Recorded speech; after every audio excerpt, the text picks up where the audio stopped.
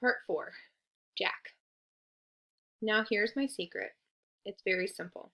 It is only with one's heart that one can see clearly. What is essential is invisible to the eye. It's from the book called The Little Prince. The call.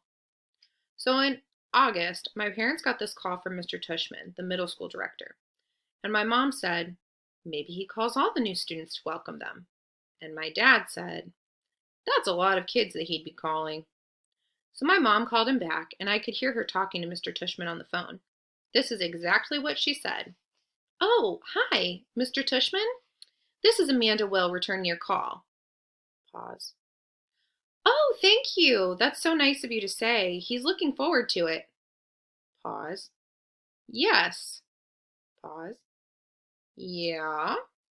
Pause. Oh, sure. Long pause. Oh, uh-huh. Pause. Well, that's so nice of you to say. Pause. Sure. Oh, wow. Oh. Super long pause. I see. Of course, I'm sure he will. Let me write it down. Got it. I'll call you after I've had a chance to talk to him, okay? Pause. No, thank you for thinking of him. Bye-bye. And when she hung up, I was like, what's up? What did he say? And Mom said, well, it's actually very flattering, but kind of sad too.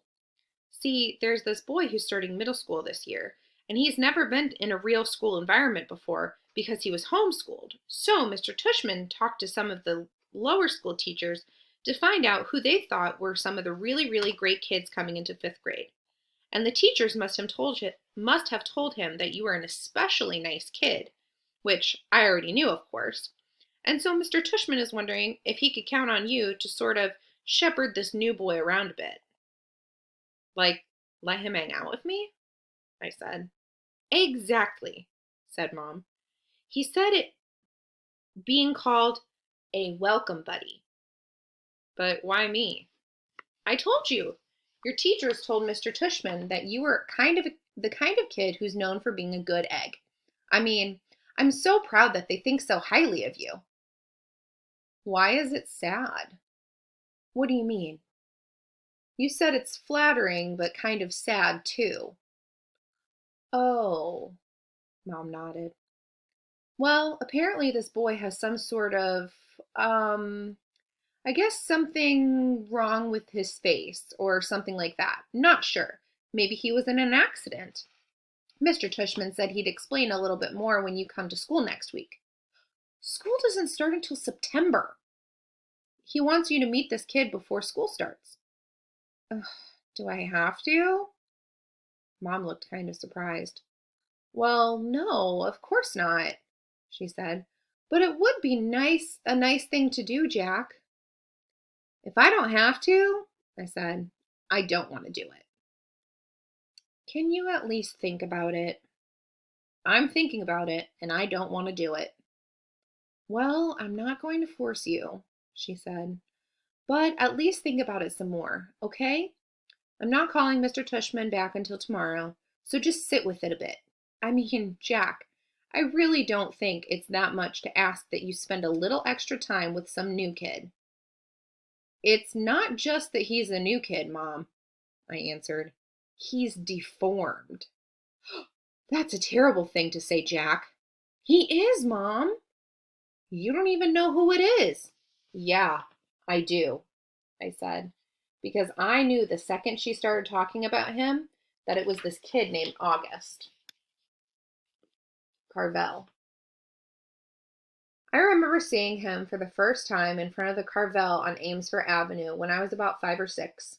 Me and Veronica, my babysitter, were sitting on the bench outside the store with Jamie, my baby brother, who was sitting in the stroller facing us. I guess I was busy eating my ice cream cone because I didn't even notice the people who sat down next to us. Then, at one point, I turned my head to suck the ice cream out of the bottom of my cone, and that's when I saw him. August. He was sitting right next to me. I know it wasn't cool, but I kind of went, when I saw him because I honestly got scared. I thought he was wearing a zombie mask or something. It was the kind of, you say when you're watching a scary movie, when the bad guy jumps out of the bushes. Anyway, I know it wasn't nice of me to do that, and though the kid didn't hear me, I know his sister did. Jack, we have to go, said Veronica. She had gotten up and was turning the stroller around because Jamie, who had obviously just noticed the kid too, was about to say something embarrassing. So I jumped up kind of suddenly, like a bee had landed on me, and followed Veronica as she zoomed away. I could hear the kid's mom softly saying behind us, "Okay, guys, I think it's time to go." And I turned around to look at them one more time. The kid was licking his ice cream cone, and the mom was picking up his scooter, and the sister was glaring at me like she was going to kill me. I looked away quickly. "Veronica, what's wrong with that kid?" I whispered. "Hush, boy," she said, her voice sounding angry. I love Veronica, but when she got mad, she got mad. Meanwhile, Jamie was practically spilling out of his stroller, trying to get another look as Veronica pushed him away. "But, Monica," said Jamie. "You boys were very naughty," said Veronica as soon as we were further down the block, staring like that. "I didn't mean to," I said. "Veronica," said Jamie. "Us leaving like that," Veronica was muttering. "Oh, Lord, that poor lady. I tell you, boys, every day we should thank the Lord for our blessings. You hear me?" "Veronica!" "What is it, Jamie?" "Is it Halloween?" "No, Jamie." "Then why is that boy wearing a mask?" Veronica didn't answer. Sometimes when she was mad about something, she would do that. "He wasn't wearing a mask," I explained to Jamie. "Hush, Jack," said Veronica. "Why are you so mad, Veronica?" I couldn't help asking. I thought this would make her angrier, but actually she shook her head. "It was bad how we did that," she said. "Just getting up like that, like we'd just seen the devil. I was scared for what Jamie was going to say, you know? I didn't want him to say anything that would hurt that little boy's feelings. And it was very bad, us leaving like that. That Mama knew what was going on." "But we didn't mean it," I answered. "Jack, sometimes you don't have to mean to hurt someone to hurt someone. You understand?" That was the first time I ever saw August in the neighborhood, at least that I remember. But I've seen him around ever since then. A couple of times in the playground, a few times in the park. He used to wear an astronaut helmet sometimes, but I always knew it was him underneath the helmet. All the kids in the neighborhood knew it was him. Everyone has seen August at some point or another. We all know his name, even though he doesn't know ours. And whenever I've seen him, I try to remember what Veronica said. But it's hard. It's hard not to sneak a second look. It's hard to act normal when you see him. I changed my mind. "Who else did Mr. Tushman call?" I asked Mom later that night. "Did he tell you?" "Well, he mentioned Julian and Charlotte." "Julian?" I said. "Ugh, why Julian?" "You used to be friends with Julian." "Mom, that was like in kindergarten. Julian's the biggest phony there is, and he's trying so hard to be popular all the time." "Well," Mom said, "at least Julian agreed to help this kid out. Gotta give him credit for that." I didn't say anything because she was right. "What about Charlotte?" I asked. "Is she doing it too?" "Yes," Mom said. "Of course she is. Charlotte's such a goody two-shoes," I answered. "Boy, Jack," said Mom, "you seem to have a problem with everybody these days." "It's just," I started. "Mom, you have no idea what this kid looks like." "I can imagine." "No, you can't. You've never seen him. I have." "It might not even be who you're thinking it is. Trust me, it is. And I'm telling you, it's really, really bad. He's deformed, Mom. His eyes are like down here." I pointed to my cheeks. And he has no ears, and his mouth is like... Jamie had walked into the kitchen to get a juice box from the fridge. Ask Jamie, I said. Right, Jamie? Remember that kid that we saw in the park after school last year? The kid named August? The one with the face? Oh, that kid? Said Jamie, his eyes opening wide. He gave me a nightmare. Remember, Mommy? That nightmare about the zombies from last year? I thought that was from watching a scary movie, answered Mom.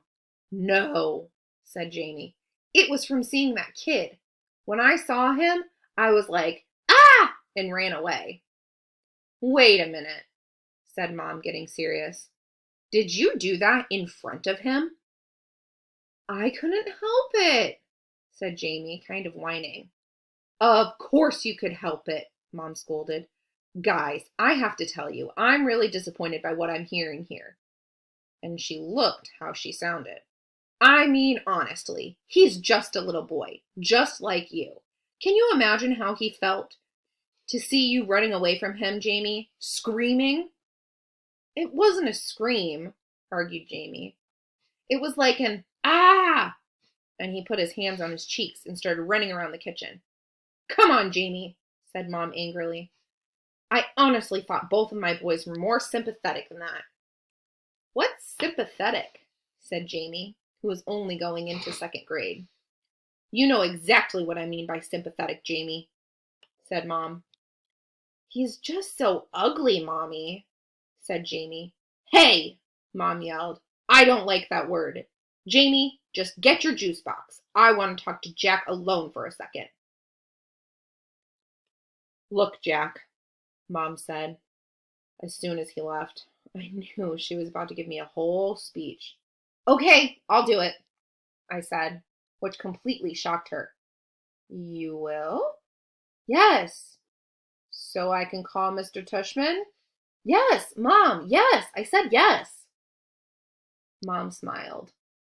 I knew you'd rise to the occasion, kiddo. Good for you. I'm proud of you, Jackie. And she messed up my hair. So here's why I changed my mind.